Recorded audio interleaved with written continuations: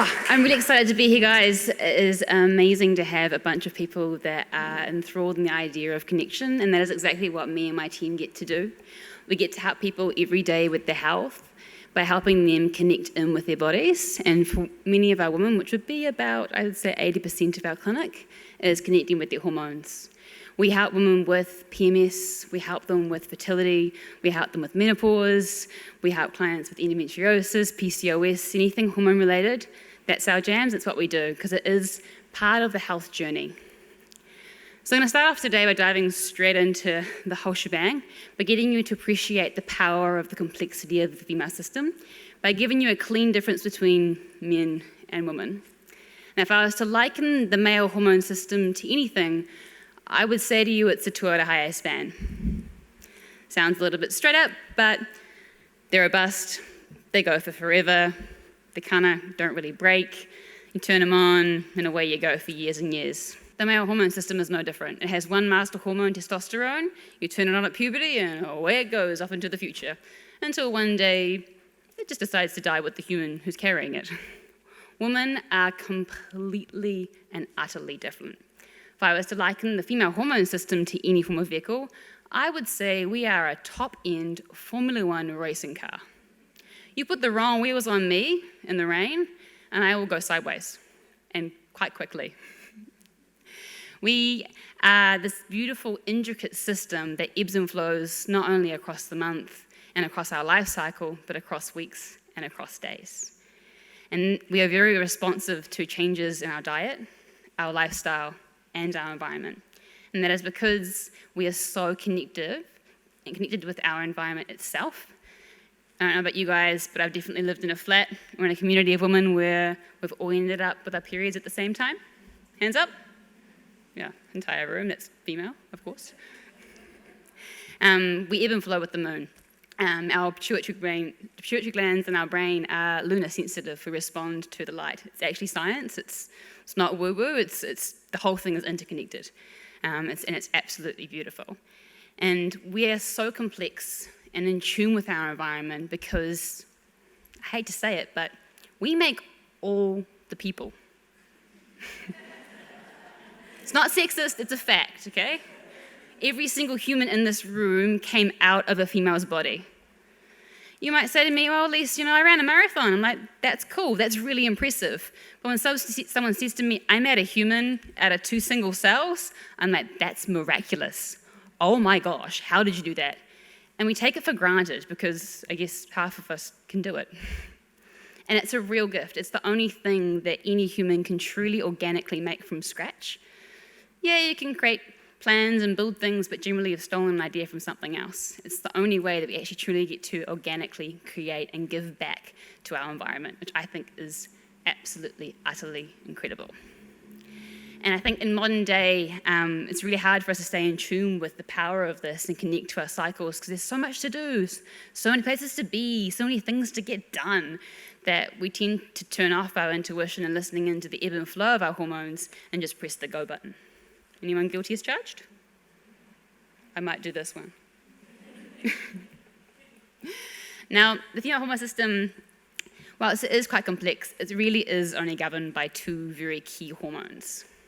One is estrogen, the other one is progesterone.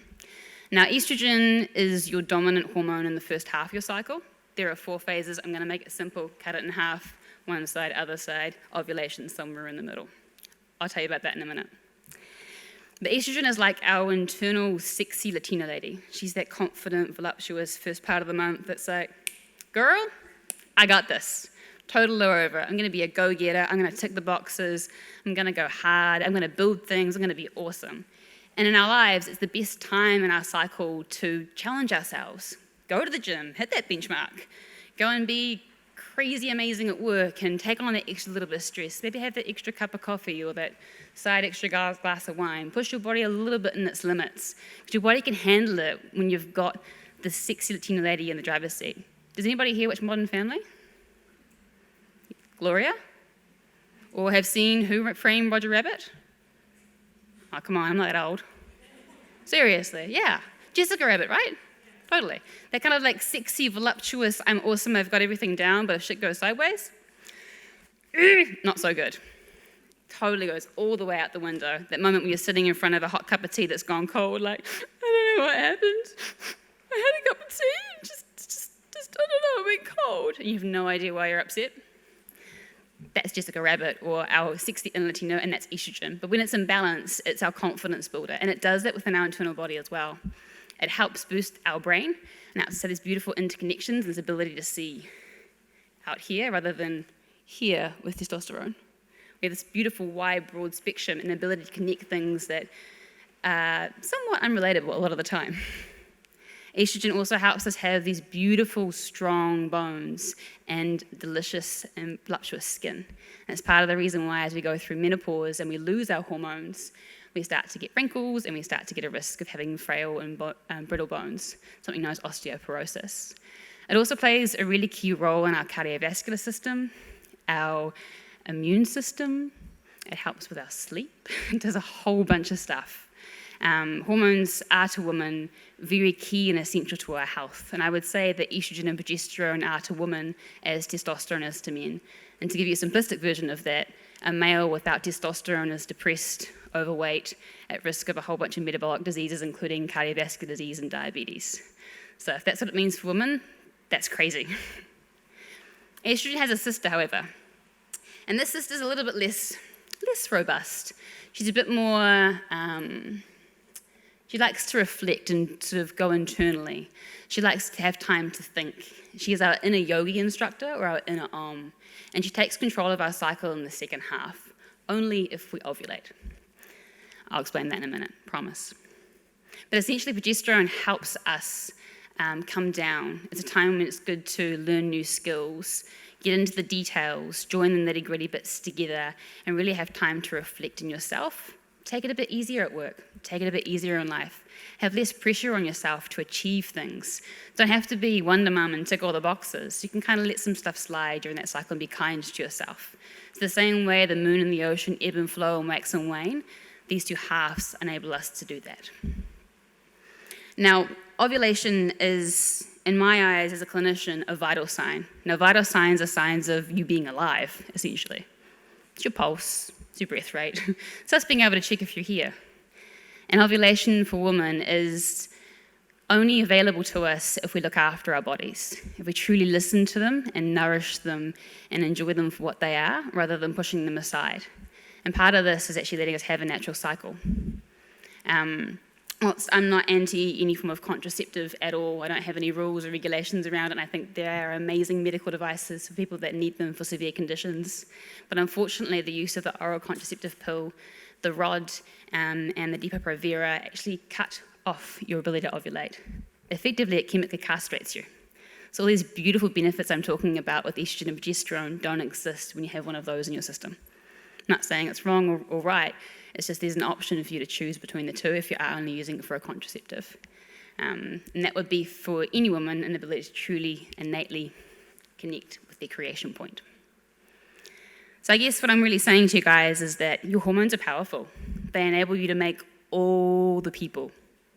And I guess in modern day society where we live on the go and the constant, where we just have to keep plugging on and plugging forward, it's really challenging for us to let that ebb and flow happen.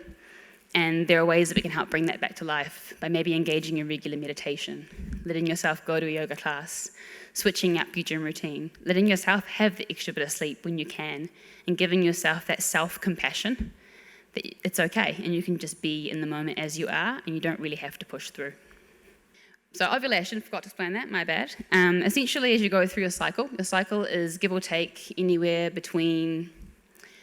For an average female, this might shock you, it's between 25 and 35 days. Now, that's different for every single individual, and it changes across month and across context.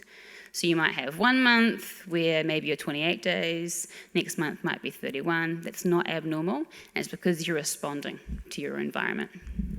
Now, the pinnacle I was talking about ovulation is basically where your body, your brain and your ovaries have been communicating for the first half of the cycle, and essentially what happens is your brain's like, hey, yo, ovaries, down there, can you do your job, create the ovulation thing? And the way that your ovaries respond to your brain is by producing estrogen. That estrogen then tells the brain, yep, doing it. just figuring out how to, get these follicle things down here to eventually release one egg. Someone's got to win this race. And once there's enough stimulation and communication between the two pathways, our lovely ovaries will take one dominant follicle and release an egg that flows down the fallopian tube into our lovely uterus or our womb.